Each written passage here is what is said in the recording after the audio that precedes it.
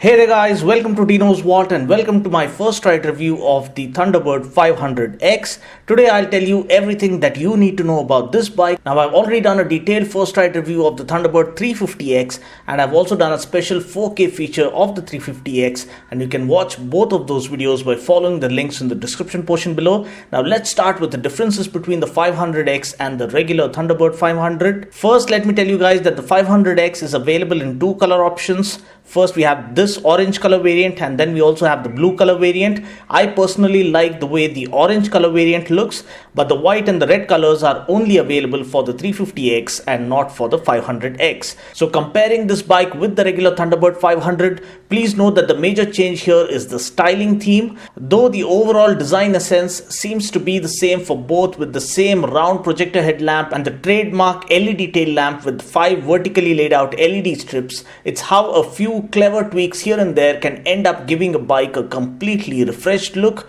First, we need to note that this is Royal Enfield's first bike to feature tubeless tires and maybe even alloy wheels. So this ends up adding the modern elements to the bike, thereby making it look more appealing. Secondly, we get a brand new street control handlebar that allows you to steer the bike effortlessly through city traffic. Thirdly, we get a new under-seat layout for the pillion grab bars, and we do not get the pillion backrest as standard, although it is available as an optional add-on accessory. Fourthly, the exhaust is completely blacked out for the 500X as opposed to the chrome treatment given to the regular Thunderbird. Fifthly, the seat is all new and the quality of finishing of the seat looks ultra premium. Overall, the bike scores a 10 on 10 in terms of looks and road presence. Head turns are guaranteed as you ride this bike through the city streets.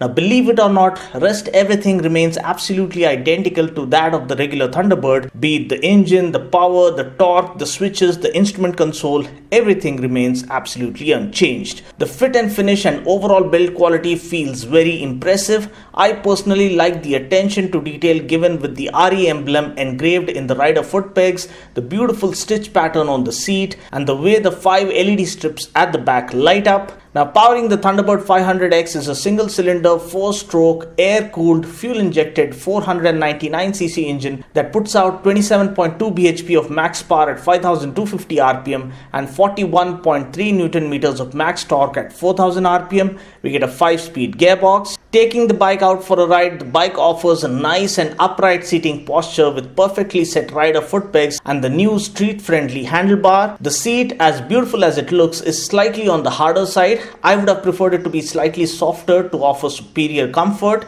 As it is, it isn't all that hard. I think it's all about just getting used to it. The engine tuning is similar to that of the regular Thunderbird 500. I personally have always loved the 500cc models from Royal Enfield compared to the 350s because the 500s offer better torque, lesser vibrations comparatively, and offer a more powerful presence, although people still prefer the 350s just for that added bit of fuel economy. The clutch feel on this bike isn't all that light. The heel and toe shifter provides for easy and convenient gear changes on the go. The throttle action is also slightly heavier, unlike the feel we usually get with other sport bikes in our market. But again, we need to understand the actual character of the bike to enjoy riding it, because if we go in expecting adrenaline rush and an exhilarating riding experience that we get to experience from other sport bikes, we'll be seriously disappointed. Now, Royal Enfield bikes are raw and pure, and they like to keep it this way because this is what makes them unique and special.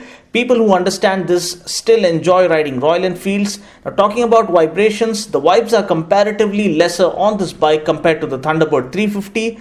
Also, the mid-range is the comfort zone of the bike. That's where the bike really feels confident and sure about what it's doing. Try to rev it higher up in the RPM range and it starts showing signs of uncertainty. Talking about the brakes, we get a 280mm disc up front with 2 piston calipers, and at the back we get a single 240mm disc with a single piston caliper. Braking is again decent enough. Now, don't expect the razor sharp precision of a sport bike here, but overall, considering the kind of power delivery that this bike has on offer, it does a decent job of going about its braking duties. Talking about the suspension, we get chunky 41mm forks up front with 130mm of travel, while at the back we get twin gas charged shock absorbers with 5-step adjustability for preload and 80mm of travel. The suspension is again slightly stiffer. The damping could have been slightly slightly softer to offer enhanced comfort. However, it isn't all that bothersome and you'll find it to be somewhat okay once you get used to it. Talking about the wheels and tires, we get a 19-inch wheel with a 90 by 90 tire up front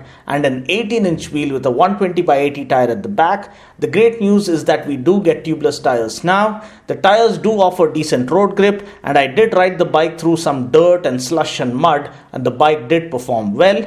Ground clearance is 135 mm, which means you need to be a little watchful while tackling speed breakers, especially when riding with a pillion on board. Tank capacity is another major USP for this bike. We get a huge 20-liter tank, which is outstanding in terms of offering superb tank range. Seat height is not officially mentioned, but I am just over 5 feet 6 inches tall, and I was able to manage this bike without having to struggle.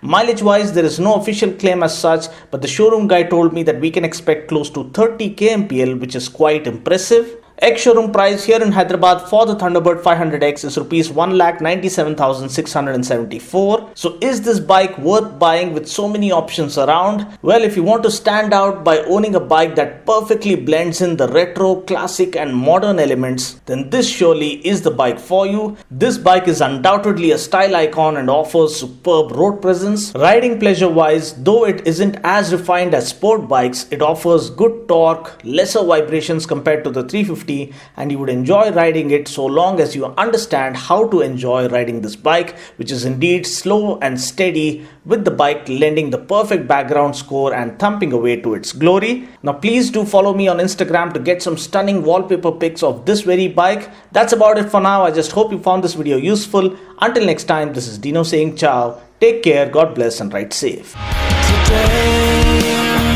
I found the strength to open my